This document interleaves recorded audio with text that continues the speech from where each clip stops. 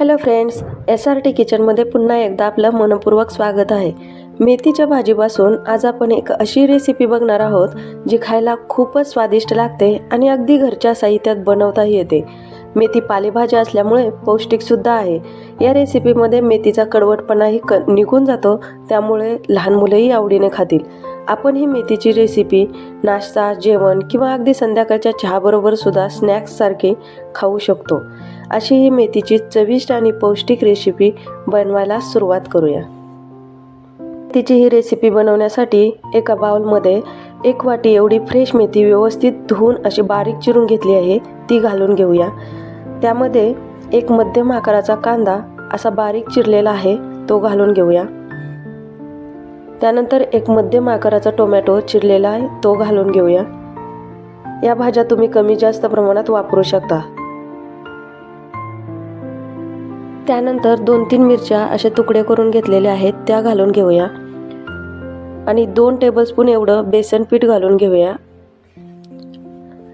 आणि चवीपुरतं मीठ घालून त्यामध्ये चविष्ट होण्यासाठी 1 छोटा चमचा गरम मसाला आणि 1 छोटा चमचा धने पावडर घालून घेऊया.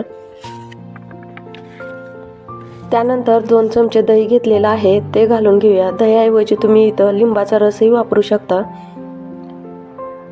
त्यानंतर एक मध्यम आकाराचा कच्चा बटाटा असा खिसून घेतला आहे, तो पाण्यात ठेवला होता. आता त्याचं पाणी सगळं निथळून आपल्याला तो यामध्ये घालून घ्यायचा आहे. बटाटा आणि दह्यामुळे या मेथीच्या रेसिपीला खूपच चविष्टपणा येतो. बटाटा घालून झाल्यानंतर त्यामध्ये कोथिंबीर घालून घेऊया. आता ही सर्व जिन्नस घालून झालेले आहेत. आपल्याला जे रेसिपीला लागणार आहे ते त्यानंतर हे सर्व मिक्स करून घ्यायचं आहे, जेणेकरून आपलं मिश्रण एकजीव होईल. आणि आपण जेव्हा तव्यावर हे परतायला घेऊ तेव्हा ते सेपरेट न होता एकसारखं पसरवता येईल असं आपल्याला हे मिक्स करून घ्यायचं आहे. आणि हे पहा, सर्व भाज्या आणि जे आपण दही वगैरे घालून घेतलं होतं ते सर्व मिक्स झालेलं आहे व्यवस्थित मेथीच्या भाजीमध्ये. आता त्यानंतर मिश्रणाला चांगलं बाइंडिंग येण्यासाठी पाव वाटी एवढा कच्चा रवा घालून घेऊया. रवा लहान किंवा मोठा कोणताही वापरू शकता, किंवा रव्याऐवजी तुम्ही कॉर्नफ्लॉवर किंवा तांदळाचं पीठही वापरू शकता. रवा मिक्स करून व्यवस्थित झाला की त्यामध्ये अर्धा छोटा चमचा इनो घालून घेऊया. इनोऐवजी तुम्ही खाण्याचा सोडाही वापरू शकता. इनोवर 1 चमचाभर पाणी घालून इनो ॲक्टिवेट करून घेऊया. आणि हे ॲक्टिवेट झालेलं इनो मिश्रणात असं व्यवस्थित मिक्स करून घेऊया. इनो घातल्यानंतर लगेचच आपल्याला हे बनवायला घ्यायचं आहे. त्यासाठी मी अगोदरच एक पॅन गॅसवर ठेवला होता. आता त्यामध्ये तेल ग्रीस करून त्यावर थोडे पांढरे तीळ पसरवून घेऊया. त्यावर आपलं हे मिश्रण घालून घ्यायचं आहे.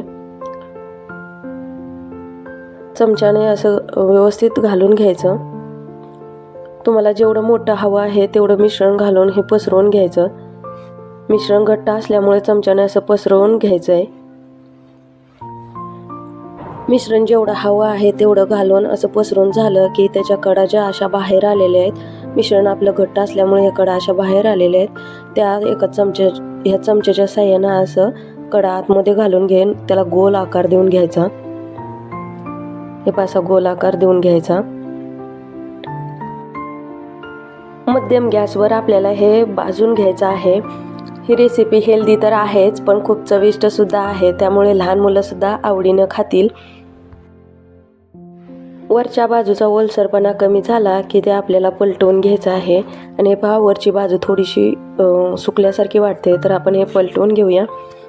तसं यामध्ये पाण्याचा वापर न केल्यामुळे भाजायला खूप वेळ लागत नाही, पटकन भाजलं जातं. त्यामुळे सकाळच्या घाईत जर मुलांना काही हेल्दी असं टिफिनला द्यायचं असेल तर हा चांगला पर्याय होऊ शकतो. आणि आपली खालची बाजू ही व्यवस्थित छान भाजलेली आहे. आता हे पलटवून घेतलेलं आहे. असं दाबत 1-2 वेळा आपल्याला हे पलटवून घेऊन भाजून घ्यायचं आहे.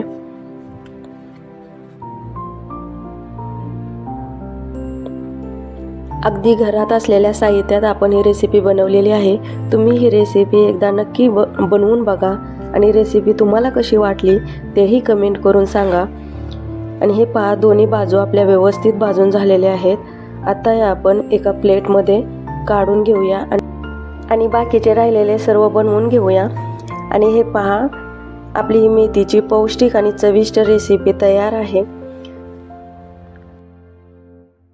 व्हिडिओ आवडला तर व्हिडिओला लाईक आणि शेअर करा। चॅनलवर नवीन असाल तर चॅनलला सबस्क्राईब करायला विसरू नका।